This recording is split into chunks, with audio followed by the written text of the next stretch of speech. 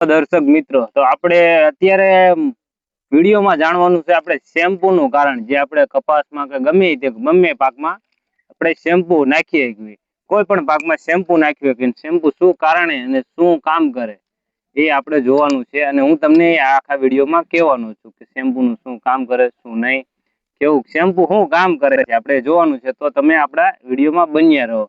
આપણે clinic plus કોઈ પણ જાતનું શેમ્પુ લઈ શકો. ક્લિનિક પ્લસ જો વધામાં માત્રામાં નહીં નાખવાનું.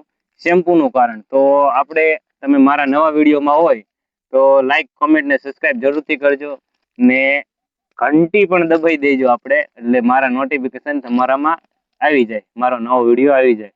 મિત્રો, તમને હું શેમ્પૂનું કારણ જણાવવાનો છું. તો લાઈક, કોમેન્ટ, સબસ્ક્રાઇબ જરૂરથી કરી નાખજો અને શેર પણ કરજો અને કોમેન્ટ પણ કરજો કે મારો વિડીયો ગમે છે કે નથી ગમતો. જય માતાજી, જય દ્વારકાધીશ, હર હર મહાદેવ.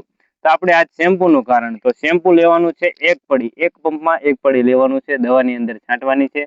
અને કોઈ પણ જાતમાં કોઈ પણ પાકમાં છાંટી શકીએ આપણે. તો આપણે અત્યારમાં છાંટવાનું છે કપાસના પાકમાં. તે શેમ્પુ આપણે આ એક પડી લેવાની છે, ₹1 જ ખાલી આવે છે. હવે એક રૂપિયા વાળી એક શેમ્પૂની પડી લેવાની છે. એને એક આપણે આવી નાની એવી ડોલમાં શેમ્પુ લઈને નાખી દેવાનું છે. શેમ્પુ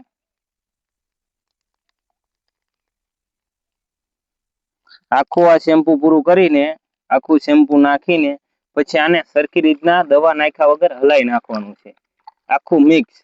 જો આ વધુ માત્રામાં કપાસમાં કે કોઈ પણ પાકમાં વધુ માત્રામાં પડી જાય તો એના પાંદરિયા ને ઉપરના એ દાગી શકે, દાગવાની શક્યતા રહેશે. એટલે આ શેમ્પૂને સારા માત્રામાં હલાઈ નાખવાનું છે. એટલે આમ ફીણ લાવી નાખવાનું, સારી રીતના હલાવી નાખવાનું છે. પછી આને જો સારી રીતના હલાવી, આ શેમ્પૂનું ઝાઝા માત્રામાં આપણે કપાસના પાંદ ઉપર કે કોઈ પણ પાકના પાંદડા ઉપર પડે તો ઝાઝા માત્રામાં હલાયા વગર નાખી દો તમે, તો એ શેમ્પૂનું વધારેમાં વધુ માત્રા પડે તો એ પાંદડું દાગી શકે છે. એટલે આપણે આને સારી રીતના હલાવી નાખવાનું હોય કે શેમ્પૂને આવું ફીણ વળી દેવાનું, પાણી ભેગું પાણી જેમ મિક્સ કરી નાખવાનું છે. આપણે મિક્સ કરી નાખ્યું છે મિત્રો.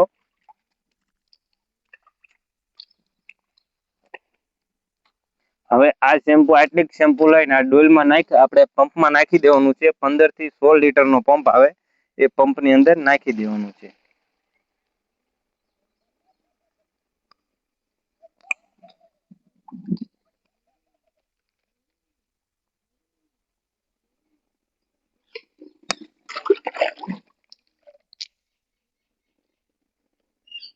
પંપની અંદર નાખીને આવી રીતના ફીણ વળે, ફીણ પણ બેવારી દેવાના છે.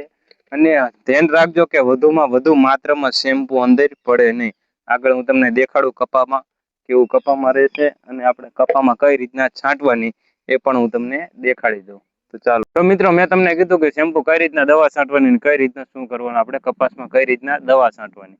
તો હું તમને કહું, જો આપણે પંપ લઈને આવતા રહ્યા અત્યારમાં કપામાં, તો આપણે કપામાં જો કઈ રીતના શું કરવું અને કઈ રીતના શેમ્પુ છાંટવાનું, એનો કઈ રીતના જીવાત હોય ને, જીવાત આપણે કપાસની અંદર જે હું તમને શેમ્પૂનો બતાડ્યું, એમાં જે આ કપાસ હોય ને, આ પાન છે, આ કપાસની અંદર આ પાંદડાની પાછળ જે દવા જે જીવાત હોય, જે માઇક હોય, ઝીણી ફૂદી હોય કે કોઈ મિની બાગ હોય, તે ઉડીને બહાર ન જતું રહે કોઈ વસ્તુ. કે જે ઓલી ધોળી જીવાતો આવે, ફૂદરી આવે કે કોઈ પણ જીવાતો આવે, જે પંખી પાંખ વાળું આવે એ ઉડીને જઈ ન શકે મૂળ. પણ આ શેમ્પુ છાંટો આવે ઉપર પડ્યું, એ કપાસને વાસો જેમ હતું એમને ચોંટાડી દે. જે એના ઈંડા આવે, ઝીણા ઝીણા ઈંડા આવે, એને પણ નાની ચોંટાડી દે, નો ખરવા દે, નો એમને ડાયરેક્ટ એને ધોઈ નાખે. ધોઈ એનો વિકાસ બંધ થઈ જાય ઈંડાનો. અને બીજી વસ્તુ કે આ પાંદડાની અંદર કોઈ જીવાત હોય એ ઉડીને આગે પાછી ન જઈ શકે, એમ નામ જીવાત રહીને એ ચોંટાડી દે પાંદડે. અને આપણે છાંટવાની છે કપાસની આવી રીતના. અને જો હું તમને કહેતો હતો દાગી જાય, તેમ વધુ માત્રામાં શેમ્પુ જે જાજો લસકો રહી ગયો હોય ને એ ચોંટી ગયો હોય ને તો કપાસના પાંદડા બાળી દે, બીજું કોઈ જ વસ્તુ નહીં. આ જોઈએ આપણે કપા હે, કપાની અંદર અત્યારમાં કોઈ તકલીફ છે નહીં. જે આ ફૂદું હોય એમ નામ ચોંટાડી દીધી. જો મેં તમને બતાડી આ દવા છાંટી એમ નામ જીવાત જો એમ નામ ચોંટાડી દીધી છે ફૂદ. પાછળ પણ ચોંટાડી દે એમ નામ જ તે કોઈ જ વસ્તુને આ ચોંટાડી દે. શેમ્પુ આપણને ઈ હોય 100%. દવા આપણે જે દવાની અંદર આપણે દવા છાંટતા હોય એ કપાસમાં છાંટતા હોય એટલે ખાલી દવા દવાનું આણો 50% ડબલ પાવર કરી નાખે. શેમ્પુ રહ્યું ને 1 રૂપિયો 50% વધુ પાવર કરી નાખે. દવા આપણી વધુ માત્રામાં પાવર સ્ટ્રોંગ કરી નાખે. જે જીવાતું ઉડીને બહાર જતી હોય ને એ જીવાતું આપણે નાનિયા ચોંટાડી દે, વધુ માત્રામાં ઉપયોગ કરાવે.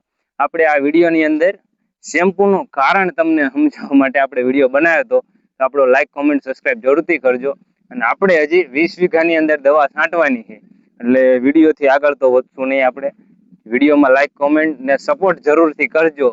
ને આપણે જો આખા ખેતરમાં દવા છાંટી દેવી અને શેમ્પૂનો ઉપયોગ મેં તમને ઘરે બતાડ્યો. હું મારા બધા કપાસમાં શેમ્પૂ છાંટું છું.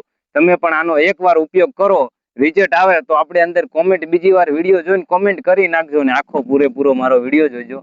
જય માતાજી, જય દ્વારકાધીશ, હર હર મહાદેવ મિત્રો. ને તમને કપાનું આપણે અનુભવ દેખાડ્યો, કપા કેવો છે, અને તમને રિઝલ્ટ આવે તો ડન.